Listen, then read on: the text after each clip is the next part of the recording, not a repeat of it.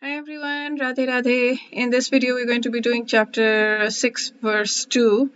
And he continues to talk about how Karma Yoga is better or more, it's higher than Karma Sannyas. Reading this purports, both of them, Prabhupada as well as Swami Mukundan, both of them were really powerful for me today. For some reason, right now, I think he did, at least Prabhupada has been saying the same thing, but somehow it just hit me a little bit different. So I would recommend that you read this commentary after the video. Just read through it, like close your eyes, sit down for a moment, and then just read it and see if it brings something up in you, because I don't know, for some reason this one really hit me. Okay, so let's sing the verse together.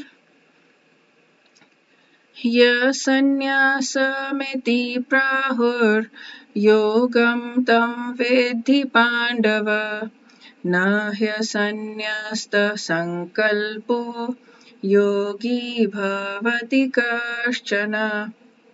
Okay, what he's saying is what is called renunciation you should know to be the same as yog. He's using the word yogam here, so yog. Or yog means union with the Supreme, linking oneself with the Supreme. O son of Pandava, for one can never become a yogi unless he renounces the desire for sense gratification. So both of them have translated pretty precisely here. They're not translated here. So here what he has said is what is known as sannyas is non-different from yoga. So it's a little bit different, I guess, here. No, it's the same. What you call sannyas or renunciation, you should know to be the same as yoga. Okay, so it's not different from yoga. For none become yogis without renouncing worldly desires. So no one becomes a yogi unless he renounces sense gratification. Okay, so let's do word by word. Ya sannyasa miti prahur. What is considered renunciation? Therefore, what is renunciation? They say is yoga, is the same as yoga. They say what is therefore they say what is renunciation is also yoga. Tam vidhi Pandava, that you should know, O son of Pandu. So you should know, O son of Pandu, therefore you should know, O son of Pandu, that what they say is renunciation is the same as yoga. Na hiya sannyasta sankalpo. Sankalpa is like giving up. It's like what Christians do in Lent when they give up, when they make a decision to give up something. Sankalpa is like making a determination, but in this case, Sankalpa is a determination for sannyas. It's for renunciation. So similar to that Lent thing. So na here sannyasta sankalpo, not certainly without giving up desire for self-satisfaction. So here renouncing desire, so in this case it's renouncing desire for self-satisfaction. They're renouncing not, something else, but so never without giving up desire for sense satisfaction, yogi bhavati kashchana, becomes anyone a yogi. So a person does not become a yogi without giving up a desire for self-satisfaction. And so here he's basically saying that real sannyas yoga or bhakti means one should know the constitutional position as a living entity and act accordingly. We have no separate identity. We are the marginal energy of the Supreme, and we're entrapped by this material energy and conditioned. When we are Krishna conscious, when we are aware of spiritual energy, then we are in real and natural state of life. Therefore, when we are in complete knowledge, we cease all material sense gratification and renounce sense gratificatory activities. That's practiced by yogis who want to renounce, right? But a person in Krishna consciousness has no opportunity to engage his senses in anything that is not for the purpose of Krishna. So therefore we are renouncing, because we are renouncing the fruit. We're not renouncing the actions, but the fruits of the actions. So we are a sannyasi as well as a yogi. So Swami Mukundanand explains it beautifully. So I'll get to that just now.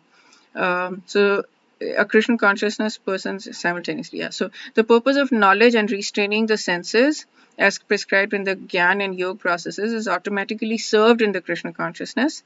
So if we're not able to renounce the desire for sense gratification, sankalpa is a key word here. then the Gyan Yoga is not helpful at all. Gyan Yoga is not helpful at all because we're still desiring, So okay, so he'll explain. I'll get to that. He's always engaged. Krishna consciousness person is always engaged in the enjoyment of the Supreme. Yeah. Okay. Okay. So this one, what he's saying is that there are two stages. One stage is when we give up material things, which means we've decided, we've understood that there's a difference between material and spiritual, and we've understood that the material is not permanent and material is not going to give you happiness and whatever. So the person who gives up everything and goes to the mountaintop and sits there and gives up all worldly things has given up. That's stage one. He's given up material stuff. The second stage is to link with God, which is yog, the union with God. What he says is here is we are the marginal energy of the Supreme. So the living entity has no separate independent identity. We're the marginal energy of the Supreme. So we're aware of spiritual energy, and we're aware that our position is the eternal servant of Krishna, is to be. So we're individual beings, but we're surrendering to him. So he's talking about the two phases. The first is when we're giving up, we stop. There is no happiness. We understand that there is no happiness in material pleasure, so we stop running towards the world. But the destination is not reached by just stopping. The destination is God realization. It's towards going to God, taking the mind of him. That's the path of yoga. So if we don't have full knowledge, we look upon renunciation as the highest goal of spirituality. But when we actually understand, then we think of God realization as the highest goal of spirituality. So he's spoken about this in 5.4. There are two kinds of renunciation: Falgu Vairagya and Yukta Vairagya. Falgu Vairagya is basically that where worldly objects are seen as objects of Maya or material energy. Hence, we renounce that, because they're detrimental to supreme spiritual progress. So that's stage one. And Yukta Vairagya is where everything is seen as belonging to God, so meant to be utilized in a service. So the first one would say, give up money, do not touch it. It's so beautifully explained, I love it. Give up money, do not touch it. It's a form of Maya and impedes the path of spirituality. That is you going to the mountaintop and giving up everything.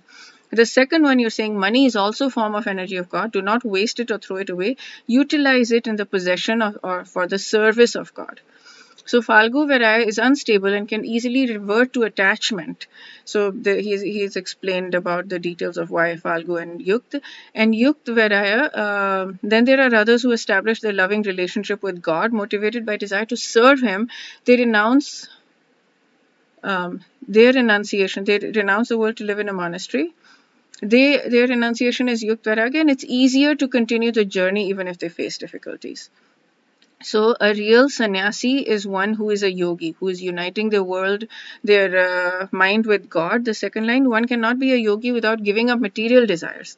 So if there are material desires, it will naturally run towards the world. So since it is the mind. So it's like, we all have desires. We continuously have desires. So we can try to have zero desires, or we can have a desire for God. And when we're changing, we're building higher taste. This is the conversation I've been having with a friend that I've been studying Gita with. When we're building a higher taste, so instead of saying, I want nothing, I want nothingness, I want zero, I want absolute nothingness. That's great. That's meditation. That's vipassana. We're equanimity. There's absolutely nothingness. But when we're running towards God, then we're building a higher taste. So instead of desiring this chocolate right now, I'm desiring God. So that there is emotion there. I'm not killing my emotions. I'm not killing my thoughts. I'm not like curbing everything. I'm just redirecting it to something higher. So when we build a higher taste, if we're used to eating bread every day, and then we suddenly are introduced for the first time in our lives to chocolate, and we actually experience it, then we don't think that that bread is that good anymore. We've developed a higher taste. So I mean, I'm not sure necessarily that chocolate is good for you. I mean, so maybe it's not higher taste, maybe it's lower taste, but whatever, you get the point. You can use a different example. But yeah, so when we develop a higher taste towards God, then these lower things don't matter anymore. And I've seen so many people do that. They're like, I used to want to watch movies. I've even after coming into the Krishna consciousness world or ISKCON world, I'd been watching movies for years, decades, maybe 10 years, 15 years, but now I have zero desire for it because now I have higher taste. So that is the path of yog, the path of one who's uniting the mind with God in loving service. So yeah, who is known as sannyas is non-different from yog. For none become yogis without renouncing desires. So here sankalp is desire. Oh, I see. Sankalp is just simple desire. Okay. Which makes sense. I mean, material energy, desire for self-satisfaction or desire for sense gratification. So yeah, desire, basically. Worldly desire, yeah, material desire. So not just any desire, not just God desire. We're not giving up God desire, we're giving up worldly desire, material desire. Okay. I really, really, really love this verse. Somehow the commentaries really touched my heart. I hope you felt some of that too. That's it for this video. We'll do chapter 6 verse 3 in the next video. Wish you a very, very beautifully a beautiful day filled with lots and lots of spiritual growth. Radhe Radhe.